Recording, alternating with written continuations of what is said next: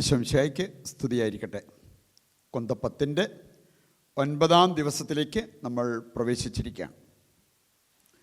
നമ്മളിന്ന് ധ്യാന വിചിന്തനം നടത്തുന്നത് ഫാത്തിമായിൽ മറിയം പ്രത്യക്ഷപ്പെട്ടപ്പോൾ അവിടെ നൽകിയ സന്ദേശം.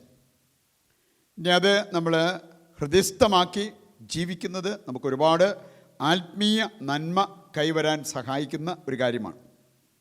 നമുക്കറിയാം, മെയ് 13-ാം തീയതി തിരുനാളാണ്, ഫാത്തിമ മാതാവിൻ്റെ തിരുനാൾ.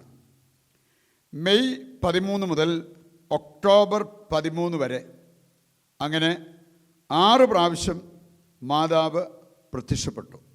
നമുക്ക് സാധാരണ 13-ാം തീയതി ഒരു അശുഭ സംഖ്യ എന്ന് ചിന്തിക്കുന്നവരുണ്ട്, പറയാറുണ്ട്. ഇനി അതിനെ വിശുദ്ധീകരിക്കുന്നതായിട്ട് നമുക്ക് കാണാൻ സാധിക്കും. മാതാവ് തിരഞ്ഞെടുത്ത ദിവസം 13-ാം തീയതിയാണ്. 6 മാസം 13-ാം തീയതി അങ്ങനെ 6 പ്രാവശ്യം പരിശുദ്ധ അമ്മ പ്രത്യക്ഷപ്പെട്ടു. ലൂസിയ, ഫ്രാൻസിസ്കോ, ജസീന്ത, ഈ 3 പേർക്കാണ് പരിശുദ്ധ അമ്മ പ്രത്യക്ഷപ്പെട്ടത്.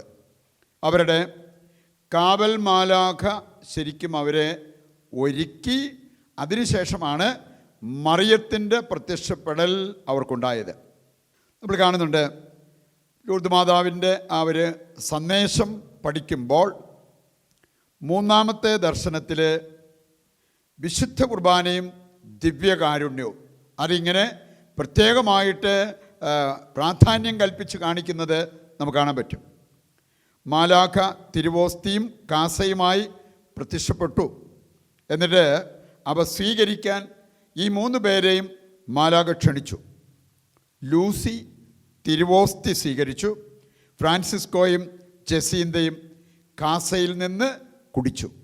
അങ്ങനെ ഇവർ 3 പേരും വിശുദ്ധ കുർബാനയിൽ നിന്ന് ഭക്ഷിച്ച് പാനം ചെയ്തു.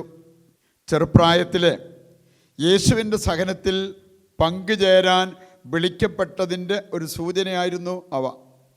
നമുക്ക് കാണാൻ സാധിക്കും, നമ്മുടെ ജീവിതത്തിൽ എത്രമാത്രം തിക്താനുഭവങ്ങൾ ഉണ്ടായാലും വിശുദ്ധ കുർബാനയെ പ്രണയിച്ച് ബലി അർപ്പിച്ച് കുർബാന സ്വീകരിച്ച് ജീവിക്കുന്നവരാണ് നമ്മളെങ്കിൽ നമുക്ക് ആ സഹനങ്ങളെ അതിജീവിച്ച് മുമ്പോട്ട് പോകാൻ പറ്റും.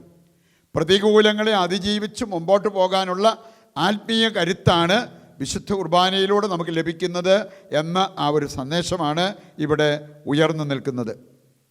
പരിശുദ്ധ അമ്മ നൽകിയ വളരെ പ്രധാനപ്പെട്ട ഒരു സന്ദേശം ഇതായിരുന്നു: വിശുദ്ധ കുർബാനയോടും അനുദിന ദിവ്യകാരുണ്യ സ്വീകരണത്തോടുമുള്ള മനുഷ്യകുലത്തിൻ്റെ ഭക്തി ആഴപ്പെടാൻ മറിയം ആഗ്രഹിക്കുന്നു.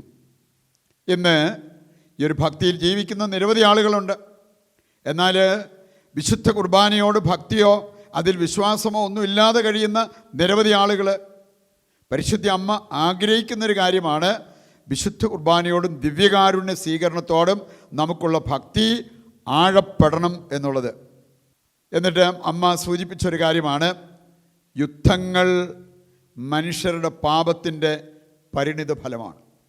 പറയുണ്ട്, അനുദപിച്ച് പാപം പരിത്യജിക്കുന്നില്ലെങ്കിൽ ഇതിനേക്കാൾ ഭീകരമായ യുദ്ധങ്ങൾ സംഭവിക്കാം എന്നുള്ളത് പരിശുദ്ധ അമ്മ കൊടുത്ത ഒരു സന്ദേശമാണ്.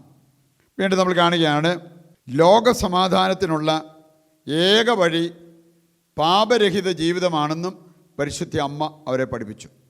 നമ്മളെല്ലാവരും നമ്മുടെ വ്യക്തി ജീവിതത്തിൽ, നമ്മുടെ കുടുംബത്തിൽ, ലോകത്തിൽ സമാധാനം ഇഷ്ടപ്പെടുന്നവരാണ്, ആഗ്രഹിക്കുന്നവരാണ്. അതിനുള്ള ഏകമാർഗമായിട്ട് പറഞ്ഞിരിക്കുന്നത് പാപരഹിത ജീവിതം. പാപം വഴിമാറുമ്പോൾ സമാധാനം നമ്മുടെ ജീവിതത്തിലേക്ക് നമുക്ക് നേടിയെടുക്കാൻ സാധിക്കും എന്നുള്ളത് നാം തിരിച്ചറിയണം. ജൂലൈ 13 നരകത്തിൻ്റെ ഭീകരതയെക്കുറിച്ച് പരിശുദ്ധ അമ്മ ഈ 3 പേർക്കും കാണിച്ചു കൊടുത്തു.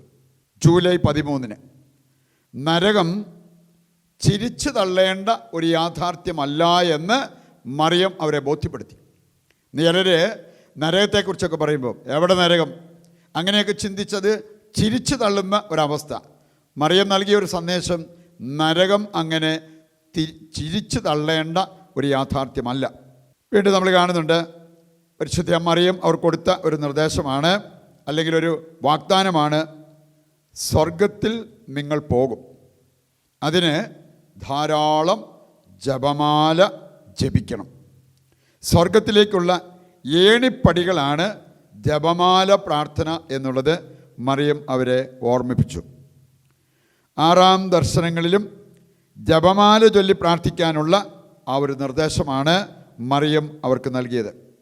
1917 ഒക്ടോബർ 13 നടന്ന ഒരു മഹാത്ഭുതം, അതായത് സൂര്യാത്ഭുതം എന്നാണ് അതറിയപ്പെടുക.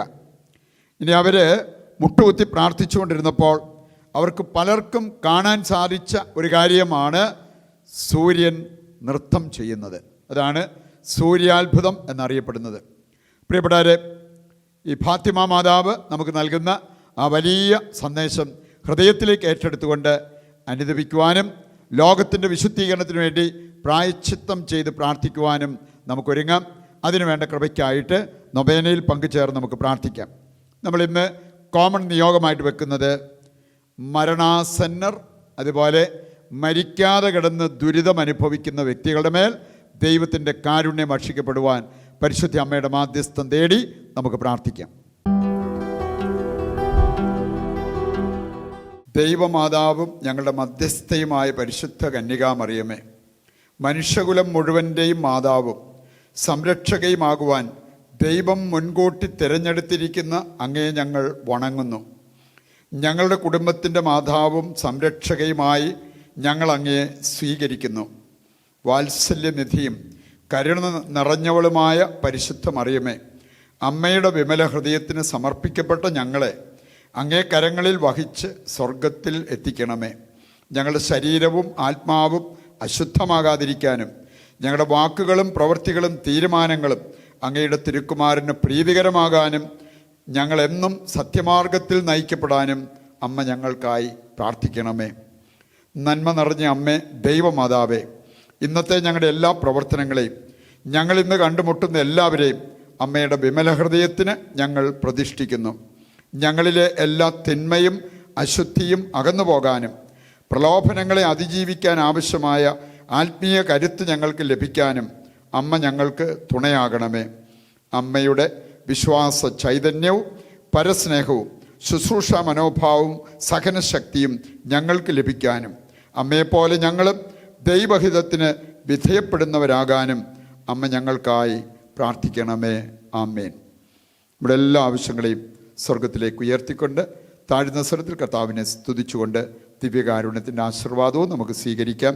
യേശുവേ നന്ദി. Hallelujah, hallelujah, hallelujah. പിതാവായ ദൈവമേ, പരിശുദ്ധ അമ്മയുടെ മാധ്യസ്ഥതയിലൂടെ സ്വർഗത്തിലേക്ക് ഞങ്ങൾ ഉയർത്തുന്ന ഞങ്ങളുടെ എല്ലാ ആവശ്യങ്ങളും അവിടുന്ന് ഇപ്പോൾ ഏറ്റെടുക്കണമേ. ഞങ്ങളുടെ പ്രാർത്ഥനാ നിയോഗങ്ങൾ അവിടുന്ന് ഏറ്റെടുത്ത് അതെല്ലാം ഞങ്ങൾക്ക് നിറവേറ്റി തരണമേ. യേശുവേ നന്ദി. Hallelujah, hallelujah, hallelujah.